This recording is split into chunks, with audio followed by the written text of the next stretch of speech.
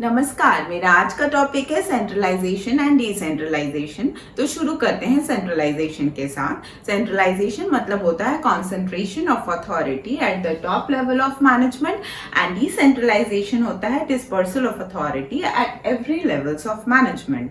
अभी जब सेंट्रलाइजेशन होता है तो फिर डिसीजन मेकिंग जो होता है वो टॉप लेवल के साथ रिटेन हो जाता है और अदर लेवल जो होते हैं वो जस्ट उनका प्लान को एग्जीक्यूट करते हैं। जबकि डिसेंट्रलाइजेशन में जो मेजर डिसीजन होता है वो टॉप लेवल ले लेते हैं और जो बैलेंस्ड अथॉरिटी होता है, डिसीजन मेकिंग पावर होता है, वो ये दोनों लेवल्स को डेलीगेट कर दिया जाता है।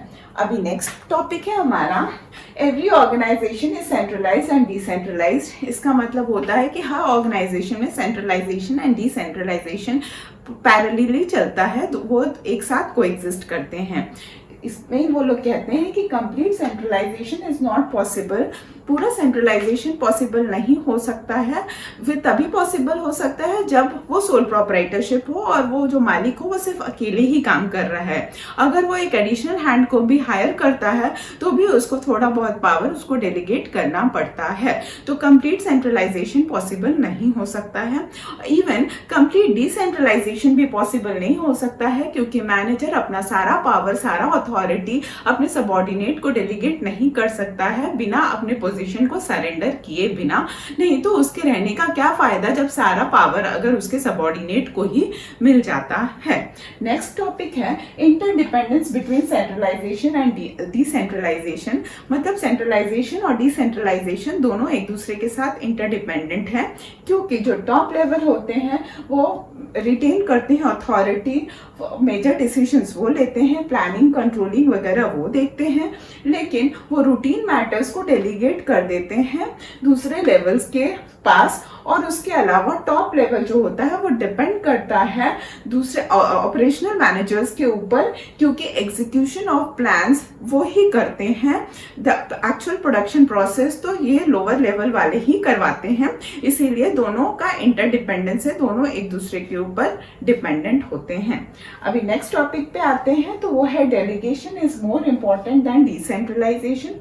तो मैं पहले ही बोली हूँ, डेलीगेशन ऑफ अथॉरिटी मतलब कि सुपीरियर अपने सबऑर्डिनेट को कुछ पावर, अथॉरिटी और कुछ वर्क दे देता है और क्योंकि वो ओवरलोडेड ना हो। जबकि डिसेंट्रलाइजेशन में होता है कि dispersal of authority at every level. तो यहाँ पर क्या होता है कि डिपेंड करता है कि ऑर्गेनाइजेशन में ग्रोथ कितना हुआ है, एक्सटेंशन कितना हुआ है, और टॉप लेवल का ये डिस्क्रिशन है कि वो डिसेंट्रलाइजेशन करे कि ना करे। जबकि डेलीगेशन मैंडेटरी होता ही है ऑर्गेनाइजिंग में। ऑर्गेनाइजिंग विदाउट डेलीगेशन कोई मीनिंग ही नहीं रह जाता है।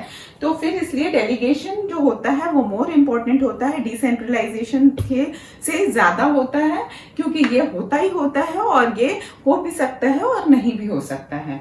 दूसरा टॉपिक है decentralization is an extension of delegation.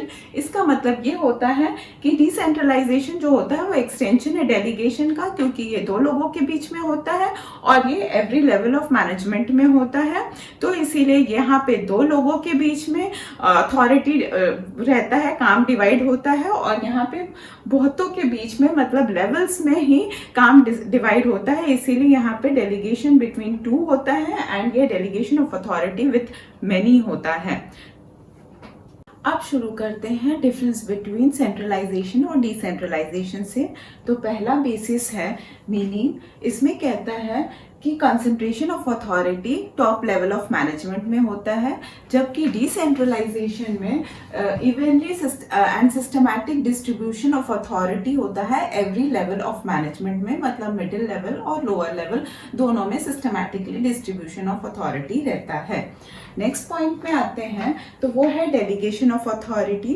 तो सेंट्रलाइजेशन के केस में no delegation of authority for decision making है, क्योंकि ये रिटेन रहता है टॉप लेवल ऑफ मैनेजमेंट के साथ। जबकि डिसेंट्रलाइजेशन में सिस्टमैटिक डेलीगेशन ऑफ अथॉरिटी रहता है एवरी लेवल्स ऑफ मैनेजमेंट के साथ, that means top, middle level और लोअर लेवल के साथ। थर्ड पॉइंट ऑफ डिफरेंस है सूटेबिलिटी। तो सेंट्रलाइजेशन सूटेबल होता है स्मॉल ऑर्गेनाइजेशन के साथ, तभी जो होता है टॉप लेवल रिटेन कर सकता है अथॉरिटी, और जबकि डिसेंट्रलाइजेशन मतलब होता है जहाँ पे बहुत लार्ज ऑर्गेनाइजेशन हो जाता है तो वहाँ पे वो सूटेबल होता है ताकि उनको डेलीगेशन ऑफ अथॉरिटी करना ही पड़ता है एवरी लेवल्स ऑफ मैनेजमेंट के साथ। और चौथा और आखिरी पॉइंट ऑफ डिफरेंस है फ्रीडम ऑफ डिसीजन मेकिंग। तो सेंट्रलाइजेशन में no freedom of decision making होता है मिडिल और लोअर लेवल के लिए, मतलब कोई भी फ्रीडम नहीं मिलता है डिसीजन मेकिंग के लिए, जबकि डिसेंट्रलाइजेशन में ये लोग एंजॉय करते हैं फ्रीडम ऑफ डिसीजन मेकिंग में, क्योंकि मिडिल लेवल और लोअर लेवल के पास ये फ्रीडम आ जाता है। धन्यवाद।